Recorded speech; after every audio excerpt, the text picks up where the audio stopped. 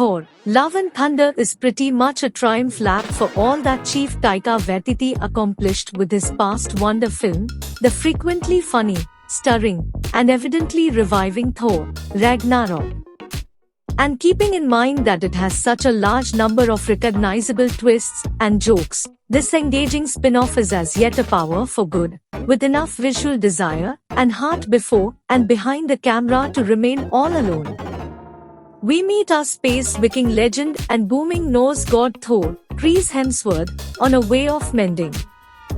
Going from beer gut to god body, to cite Waititi's voiceover recap, conveyed by his actually enchanting stone-bodied softy character Korg, Thor has lost the stomach he had in Vindicator's final plan, and individuals of Asgard have subsided into a port town called New Asgard after their home domain was destroyed in Thor, Ragnarok.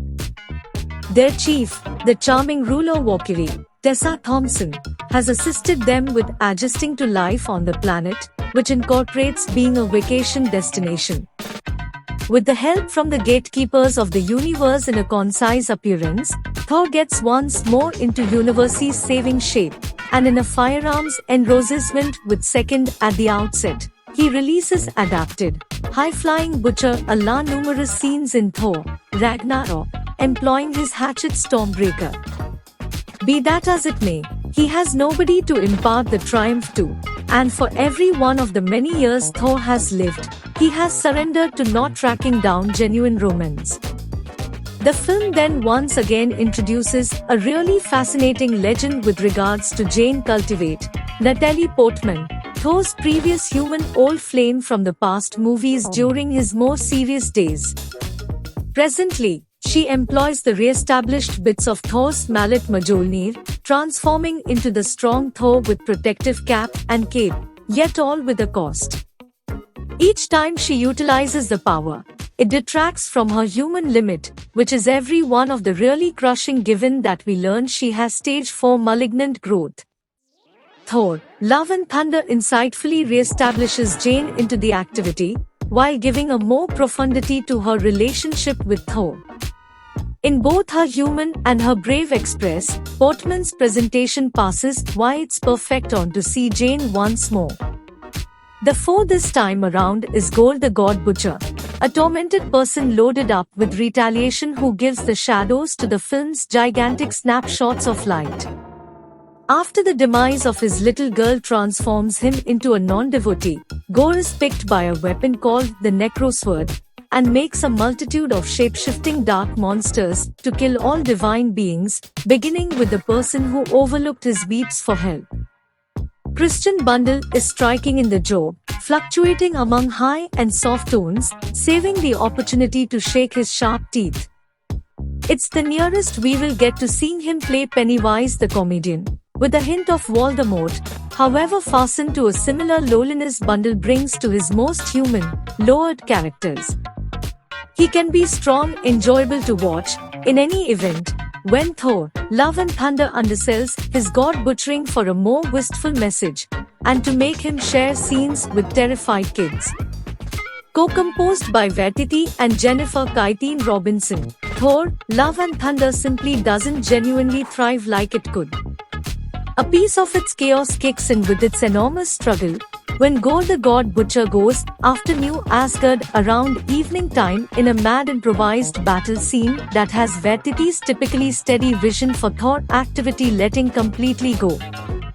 The as far as anyone knows alarming scene simply occurs, and it's challenging to continue in obscurity what's happening, as shadow animals wage fight on the Asgardians and hijack their kids. The grouping is disconnected to the point that a visual gag including a falling copying working behind the scenes, coordinated for when Thor meets Charming again with Jane as a mallet using, ass-kicking, powerful Thor, simply doesn't work. To stop Gore and save the taken youngsters, Jane, Thor, ruler Valkyrie, and Korg visit the Lord of Lightning Zeus and different divine beings, who lace about in a brilliant gathering and discuss the following bash, unafraid of how Gore is hoping to treat them. Like a brilliant and white variant of the Cosmic Senate in Star Battles, with a get pack of silly animals, One has fuzzy feet and a face, that is all there is to it. Another is a correlative. It makes for one of the more eye-popping set pieces.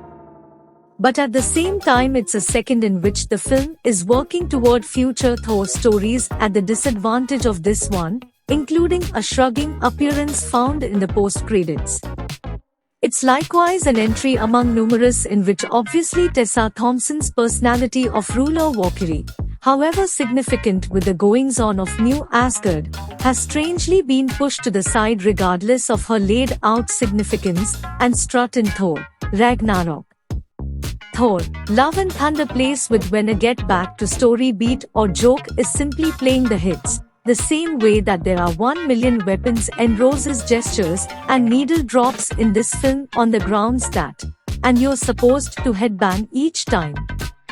All its mainstream society promotion libs, or punched up hero stuff about thinking of expressions, when those jokes have a good sense of reassurance rather than left field, they fall especially level. Thor, Love and Thunder is a blockbuster satire continuation at its center, and its more fragile material helps you to remember that in any event, when it's still really great for an irregular chuckle or two. Without the general newness that characterized the past film, Thor, Love and Thunder is better with its bolder, emotional groupings that resemble little motion pictures about how love accompanies the cost of misfortune. Gore is presented in a nerve-wracking piece of air pocket gum Ingmar Bergman, supporting his dead kid and disavowing his god prior to killing him, all before the Wonder Studios MasterCard kicks in with electric guitars.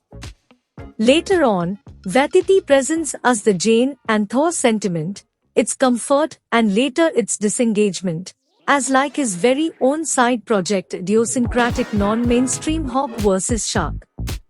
It's extremely entertaining in certain minutes, yet with a ruthless genuineness generally in outline, particularly as the two then, at that point, check whether love is salvageable in the ongoing waning timetable.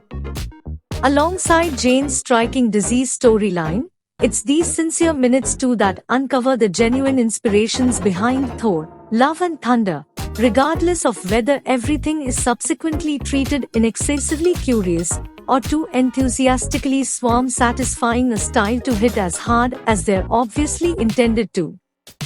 The greatest focal point from Thor, Love and Thunder, beside how Vatiti truly ought to get that Star Wars set of 3 he's been prodding, includes his intense utilization of variety, outwardly and specifically. It's not only the eye-popping tones, which here incorporate warriors for Zeus who regurgitate brilliant blood, or a grit high-contrast battle grouping among Gore and Thor on a little variety-depleting planet that utilizes select glimmers of blue light with extraordinary impact. That guaranteed feeling of tone teaches how a film can blend god-killing and youngster well-disposed satisfying minutes with a gooey message about affection. This spin-off isn't without its reservations, yet Vatiti keeps on showing exactly the way that special these blockbusters can in any case be, gave their narrators continue to embrace a portion of their heaviest and most entertaining thoughts.